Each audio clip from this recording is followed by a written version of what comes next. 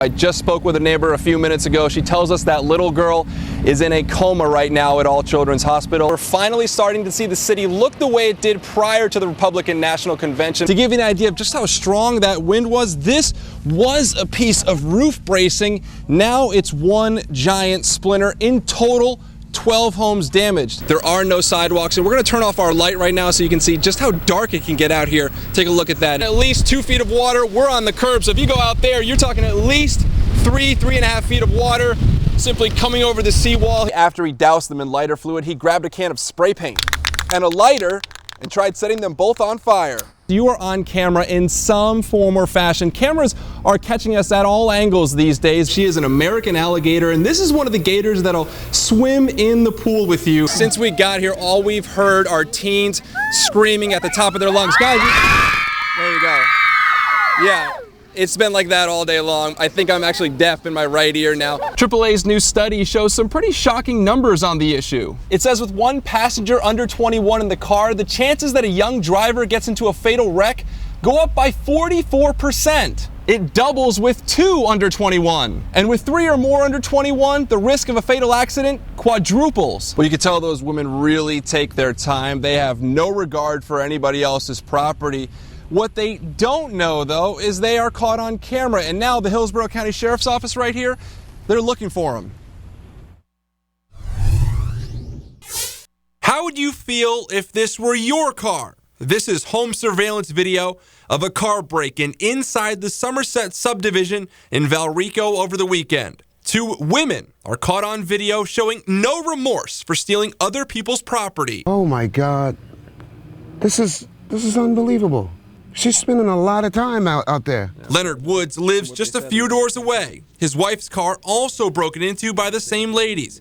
They nabbed a Louis Vuitton bag. We showed him the surveillance video, and like most folks, his blood boiled. It's a violation of my privacy. It's a violation of my personal belongings. At least half a dozen vehicles were broken into. They were all relatively close to each other, most on Summerhouse Drive. iPods, money, and other loose items were up for the taking. Deputies say all of the cars were unlocked. Frank Garcia had his church's projector and laptop stolen, along with a GPS. It's really frustrating. You think you live in a secure community and this happens. Deputies say these female thieves went car to car checking door handles. The open ones were the ones they got into. Make sure that your doors are locked and that your windows are up when you're going to be away from your vehicle, because normally it's a crime of opportunity. Meanwhile, Woods says after what happened, he's going to follow his neighbor's lead and install security cameras of his own. Peace of mind after losing pieces of property. I can't believe they spent that much time in another car, so I can imagine how much time they spent in my car.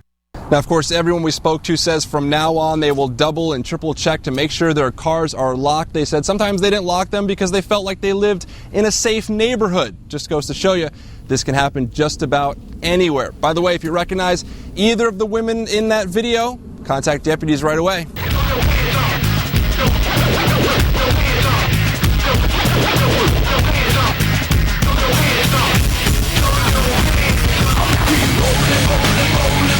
Can't quit. There's almost nothing that can slow Army Sergeant Josh Cope down. How's it going? Good. This wounded warrior is on a mission, a 100-mile bike ride from Orlando to Tampa.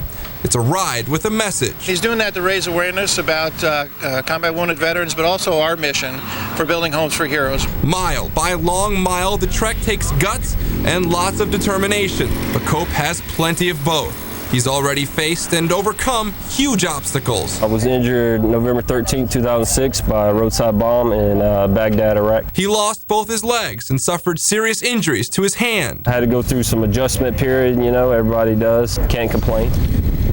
Rather than become bitter, Josh became motivated. He says since the injury, he started cycling. Since he can't ride a standard bike, he uses this hand cycle. It offers him freedom and focus. His 100-mile ride requires a lot of upper body strength. He says he's been training for about 3 months to prepare. Josh has got that drive and that spirit to do something like this, so I was excited. We all wanted to get behind him and make sure he was successful.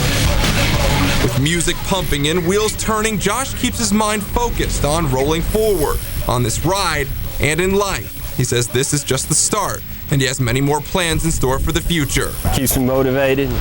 They keep me going. I mean, it's really awesome. Helping himself and helping others. The new battle plan for this wounded combat veteran.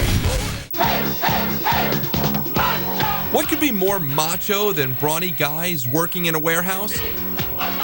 Brawny guys working in a warehouse sporting mustaches, of course. I got a mustache for the Movember campaign. You heard him right. November has become Movember. It's a growing campaign where men sprout stashes to raise money and awareness for prostate and other cancers affecting men. The fellas at Bay Stage Lighting in Tampa are proud to show off theirs. It's different. This is the first mustache I've ever had. It's been a lot of fun. Everybody's got a different style mustache. Everybody's doing a little bit different.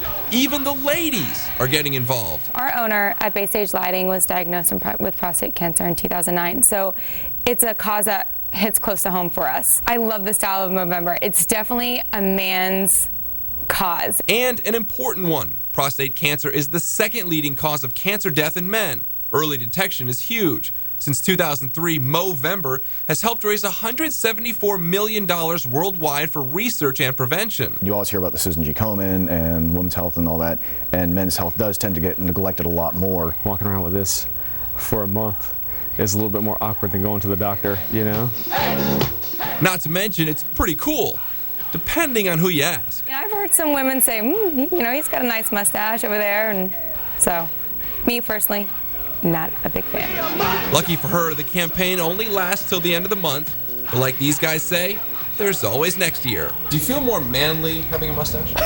It's just a sense of pride. The only hard part about doing this story is the fact that I personally can't grow a mustache. The hair just doesn't come in for me. Apparently, I'm not man enough, but I can always dream. I'm a man. A manly man. Josh Cascio, Fox 13 News.